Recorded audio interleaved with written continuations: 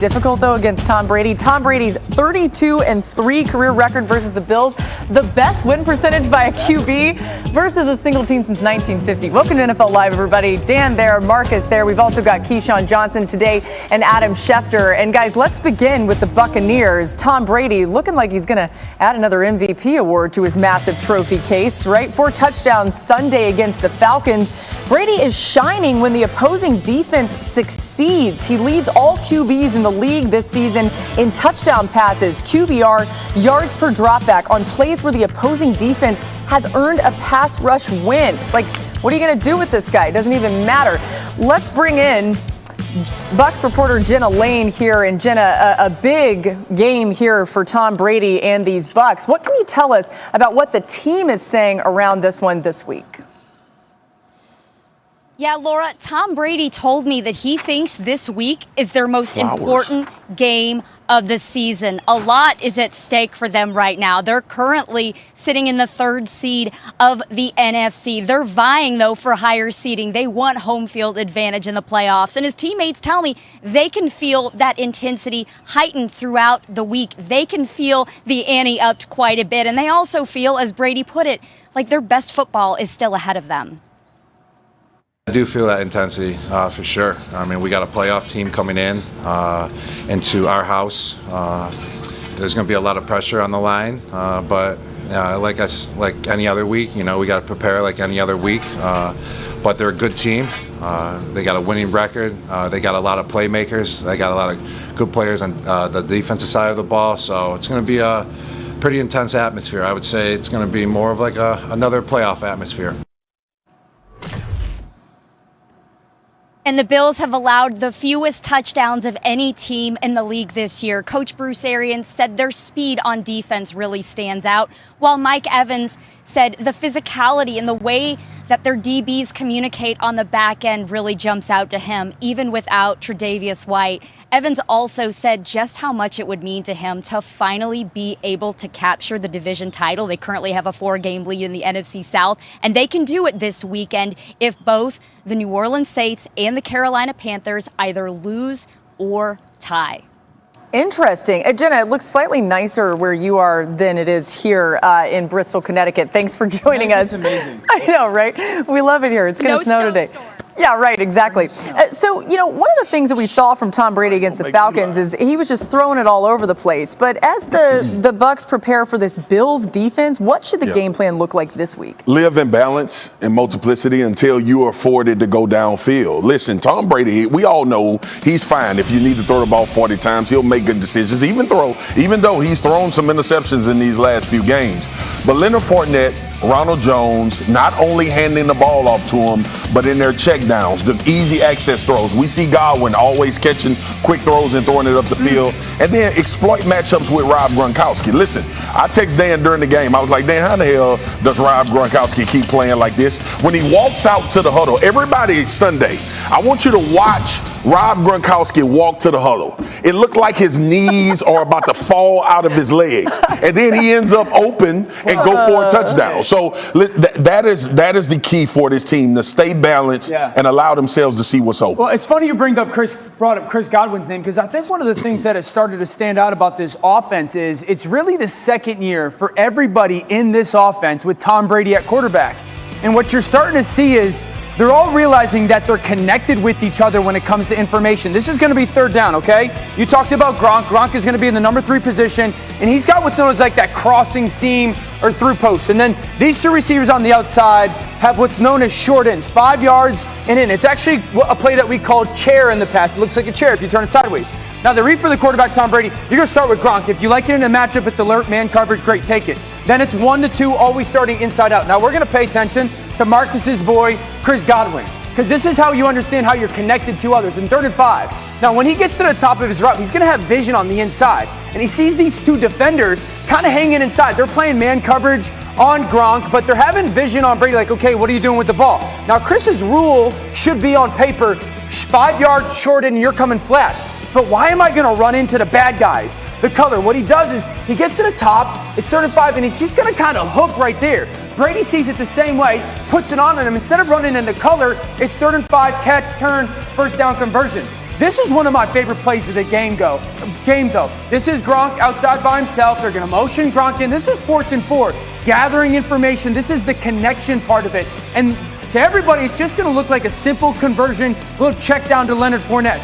But it doesn't happen by accident. I want to bring it all the way back. Now, Gronk by himself outside right here. This is the information. This is A.J. Terrell, the cornerback. Right now, everybody on the offense, not just Tom Brady, is realizing that's zone coverage. It's not going to be man coverage if it's A.J. Terrell. Zone coverage. Now we're going to bring Gronk in, and it's going to be into the bunch. Now watch Brady. We've seen him do this so much, right? He's going alert, alert. We called 2 plays in huddle. We're not running our first play. It's zone. We're going to go to our second play. I love the butterfly effect here. Everybody in the bunch is like, hey, alert, alert, fellas. We're going to the second play. Big fella Leonard Fournette is even paying attention to the left of Brady, looking at him like, big fella, what are we doing? Okay, we're going to our second play. Now, the second process is this. Brady's pointing out protection. Hey, offensive line, I want you guys to go to this. I'll go back to Leonard Fournette. He automatically brings his eyes to the outside. Can't be man. It's not man. Not all of you guys can blitz. I only have this one defender overhanging on the edge. This is my favorite part of the play. This is what you do when you're connected as an offense. Leonard Fournette is getting to the line of scrimmage and getting his eyes back to Tom Brady. Knowing it's zone coverage, all those defenders drop out. He does a great job of having vision on Tom. He backs up to the first down marker. All of a sudden, first down.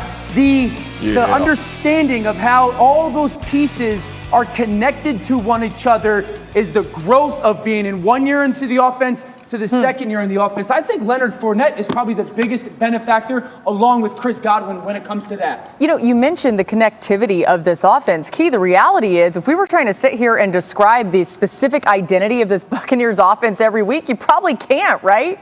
That's the beauty of it, Laura, is that every single week they come up with a different game plan. And you got to tip your hat off to Byron Leftwich because he puts the game plan together, get it signed off on by Bruce Arians, and then they go out there and they execute it. And when you look at last week's game plan of the New England Patriots against the Buffalo Bills, the weather dictated that game plan. That wasn't necessarily what the Pats wanted to go in there with, but they had that in their back pocket. You look at the Indianapolis Colts and what they were able to do up in Buffalo. Jonathan Taylor rushed for 185 yards and 4 touchdowns. We saw what the New England Patriots did. But if they can have this balance, play action pass game, get the football on the dink and dunk, the screen game, take your shots when you can, but you cannot eliminate the run game, and they'll get out of Tampa with a W.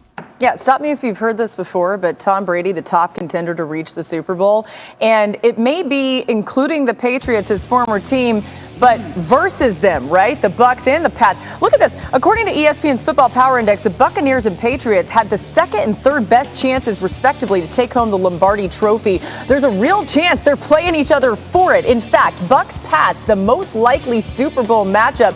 Not a bad spot to be in for New England as they enjoy their bye week. And man, it's hard to sit here and not think about all the storylines. All right, as for the rest of the AFC, the Chiefs have won 5 straight in a no-lose November after throwing 5 touchdowns in Week 10. Mahomes hasn't thrown one since. The Titans led the conference in Week 10 at 8-2 before losing to the Texans and Patriots, now sit in the AFC's top spot there. And then there's the Ravens, who are the third in the conference and haven't scored 20 or more in a game in over a month. Lamar Jackson spoke about the offensive struggles today. We left stuff out there on the field. We just got to finish. We were driving the ball on certain drives. We just didn't finish. We got off the field. We were putting ourselves in bad situations, 3rd and long, 2nd and long and stuff. So, that's pretty much how it went throughout the whole game until towards the end. I mean, Lamar's not saying anything we hadn't been talking about too, right? They know what's going on here. And Key, how should the Ravens go about fixing this offense? Man, with all those injuries on the offense and the defense and the team in general, it's going to be tough to fix. You kind of just keep it afloat for right now. When you talk about getting production out of the offensive side of the ball, the receivers are still available. When you take a look at this list, look at all the 2 running backs that are gone. The 2 receivers are gone. Rashad Bateman never, ever got off at all this season being the number 1 pick. So when you talk about a team that is struggling on the offensive side of the ball, it starts with the Superman, the guy with the cape, and he's going to be who he is. It's not going to change. He's going to have to carry the team. Now, do I believe they can win the division? Yes, they can win the division. Can they make noise in the playoffs? If they can get some guys back healthy, then they can. If Mark Andrews makes that catch, if he makes that catch in that game, We're not even having this conversation. We're talking about what a great play it is, all of those sort of things. It did not happen. If he runs through the football, just run through the football, because Lamar Jackson did everything he was supposed to do. He delivered it, but when Andrews turned his shoulders, it slowed him down. They beat Pittsburgh. We're not having this conversation. They're sitting at 9-3, and we're talking about them being the top of the leaderboard in the AFC conference. Well, I think their pass game needs one word: definition. You guys ever seen the movie Billy Madison? Yeah. Yeah. Okay, and the Good lunch movie. lady comes in, she's talking about sloppy joes, and she's like, I made them no. extra sloppy for you. That is the Ravens pass game right Sloppy. now. Weeks ago, I talked about the Giants pass game and the poor spacing. I want you guys to watch these two receivers run essentially to the same location in this pass game. Who do we want Lamar Jackson to throw the football to? Both those guys are running towards the middle of the field. If he throws to either of them, it's going to be interception. There's a guy that's going to sit in the middle of the hash. He's got two defenders hanging outside of him. Now Lamar, again, covers it up, scrambles around, and makes a play, but the spacing on that play is poor. This next play made me absolutely nuts. I want everyone to get 5 yards into their routes. Where is Lamar supposed to throw? Up top, those guys are 3 yards from each other. At the bottom, those guys are 3 yards from each other. There's nowhere to go. The spacing is so poor. There's such a sloppy aspect of it. There's no definition. There's no structure. There's no rules. Those are 2 plays. I could have pulled 11 plays in their pass game from this past weekend's game that looked like that. Wow. There's a saying as a receiver: be where you're supposed to be, when you're supposed to be there, and don't fool the quarterback. I'm not absolving Lamar, but there's way too much of them breaking that cardinal rule. Yeah, look, man, I 100% agree with you, D.O., and I think we at the point of red alert, though. Ooh. And you know when it's red alert, it's about Wee-oo, Lamar. wee-oo. He has to start escaping. siren? Yeah, he has to start escaping.